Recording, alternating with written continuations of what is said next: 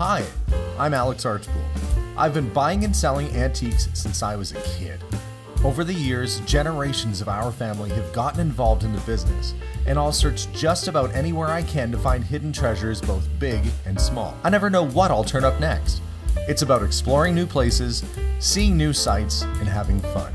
And even though sometimes I get over my head, we try and make things a little better along the way. This is Curiosity Inc.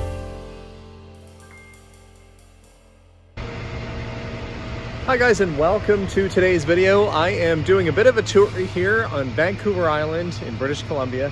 And since I was here last, well, it's been a few years since we came and we did a walkabout and looked at some of the antique shops here. And some things have changed. I was here last prior to COVID, and since then, a couple of the shops that I went to before are now closed and boarded up.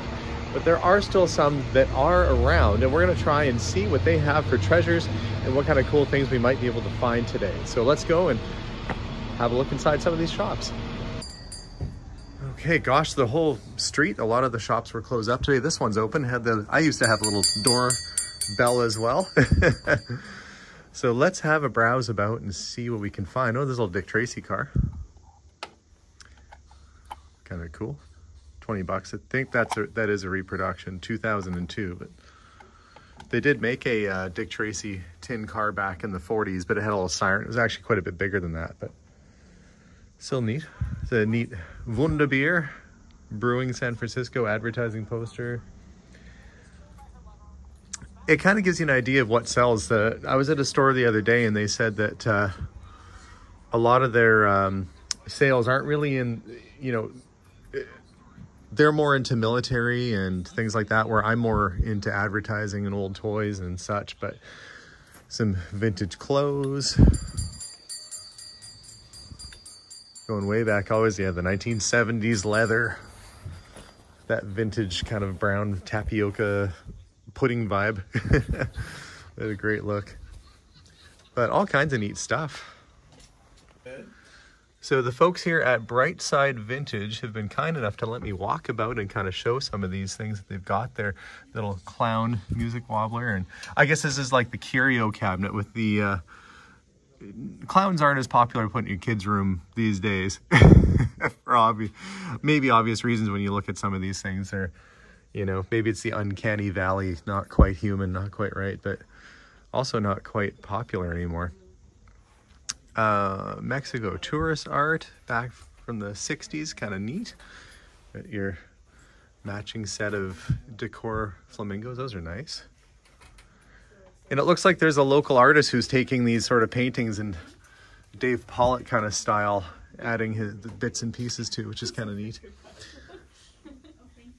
I did see something over here that caught my eye, and I'll get back around to that in a second. Oh, there's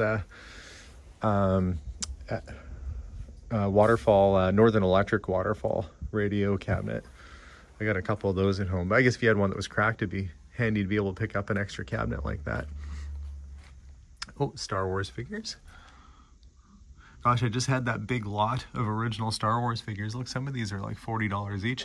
I hope I can do as well with the Star Wars figures that I picked up as what they're getting for theirs. Yeah, it's all kind of market dependent, but oh, there's a Batmobile. It's a 1/18 scale, probably. I think that's the Hot Wheels version that got put out about 10, 15 years ago. Some tin cans. What's any oil cans? Charles and Diana right there. Yeah, that's where I recognize you from. Happy little kid on a horse. It's just such a wild menagerie of stuff. Every shelf is something a little bit different. I think this is kind of like the automotive area here. You got some old center caps but what I saw that was of interest to me down here was not the Mickey Mouse, more than one Mickey Mouses. There's this Schuco Fontainebleau ship, and I do collect this brand, but I've never seen the ship before, and I don't know if that's a little too far outside of what I normally collect. So I might, if it was a car in the box like that, heck, I'd be all over that. But being that it's a ship, I might pass on. It looks like they're asking $125 for it. Nice little Godzilla model kit there. $45 on that. Since they got in the ATM, or not even ATM, I guess it is an automatic teller, I guess it is. There's like And some vintage clothes. Go walk around and have a look at the other side. Wow, that's crazy. I was gonna say there must be so many things. So there's a whole other wing over here. We got some hubcaps going on. Coke sign, but not terribly old. That's actually, it's on canvas. I think somebody's just painted that, or it's a little worn. It might have been a Canada Dry. Yeah, it was. It was a Canada Dry sign at one point. You can kind of see where it's been painted over.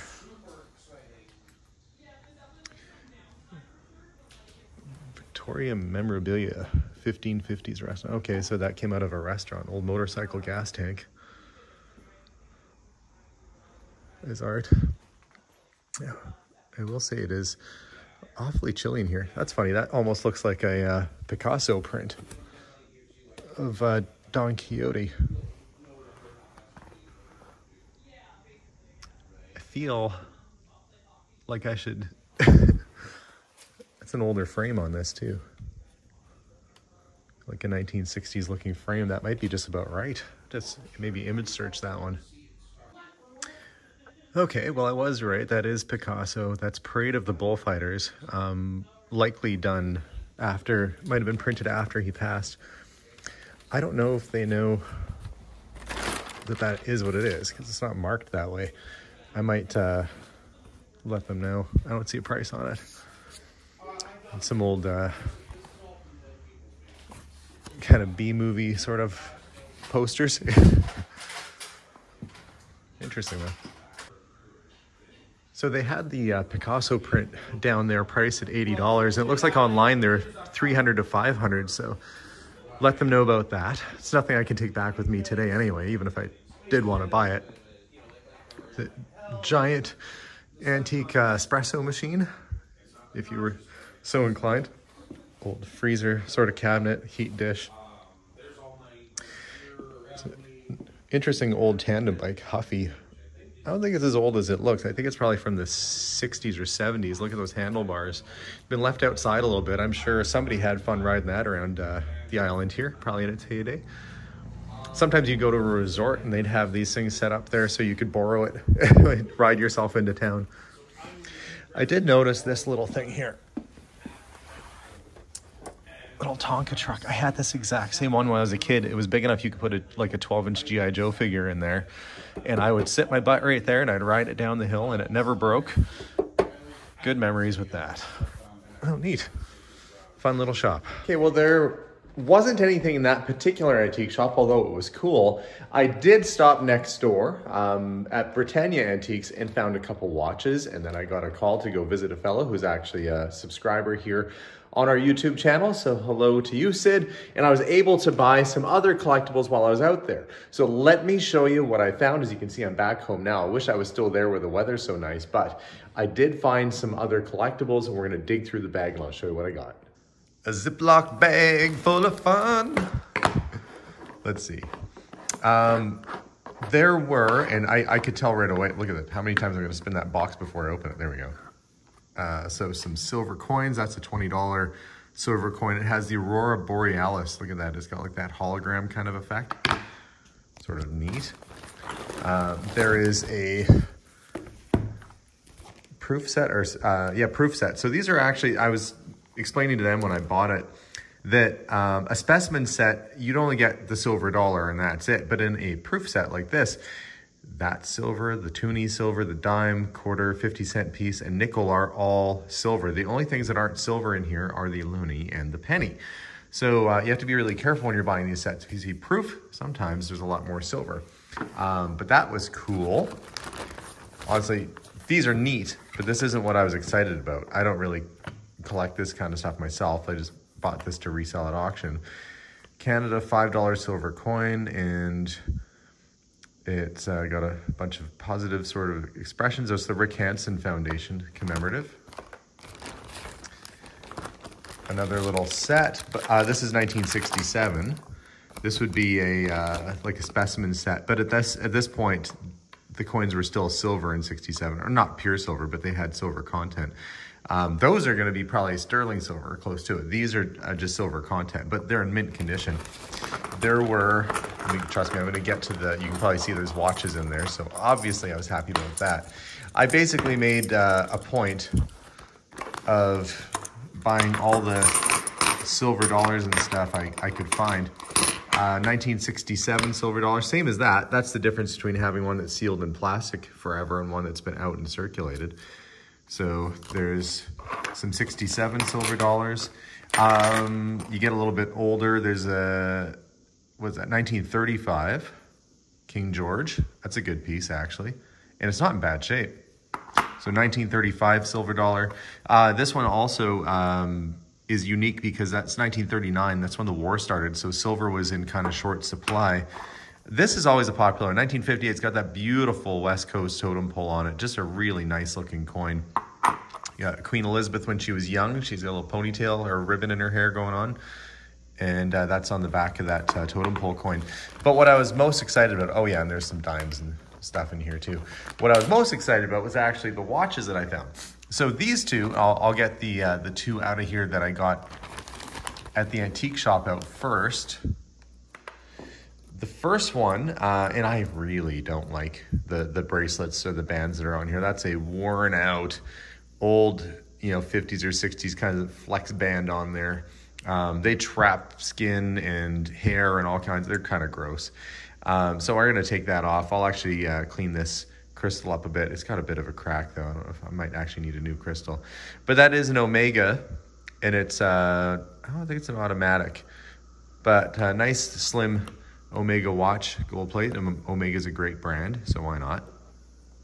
But this was cool. This is a Tudor oyster print. So this is, I'm just going to move it a little bit back and forth and should get it going there. There we go. See it ticking away. That is a 1950s Tudor watch. Now, see, it's got the small rose. There's a little rose at the top right there. That's how you can tell it's sort of 50s. It's an older one. Later, they went to a big rose and then kind of a shield logo in the 60s. So whenever you see that little rose, that means it's older. These are a Rolex sub-brand. So if you look at the side, it has a Rolex crown. That line straight across underneath that crown, see how can you see the little crown there? And then there's a straight line across. That means it's automatic. If it was dots, that would mean it's manual wind. That's one way to tell. And oh, it's got an engraving on the back. Hang on, I didn't even notice that before.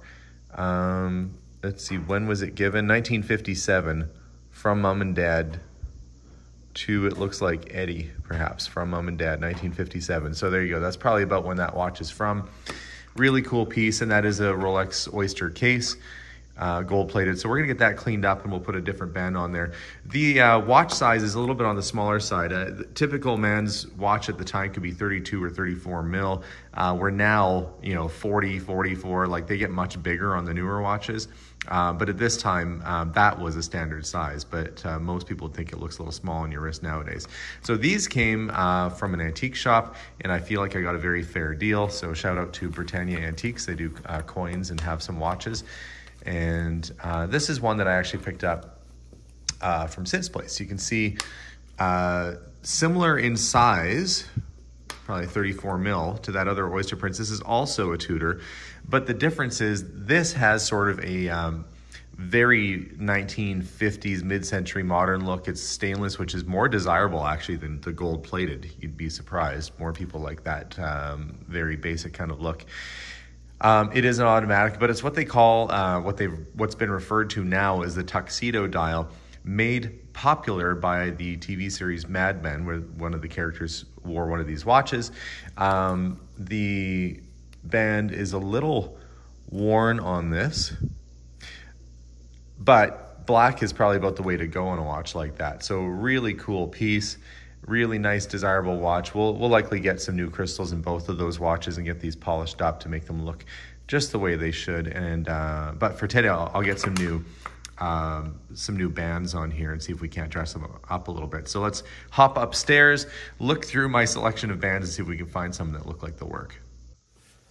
Okay, I've been keeping watch bands and bracelets and straps kind of around just for this purpose, in case I end up with some nice old watches.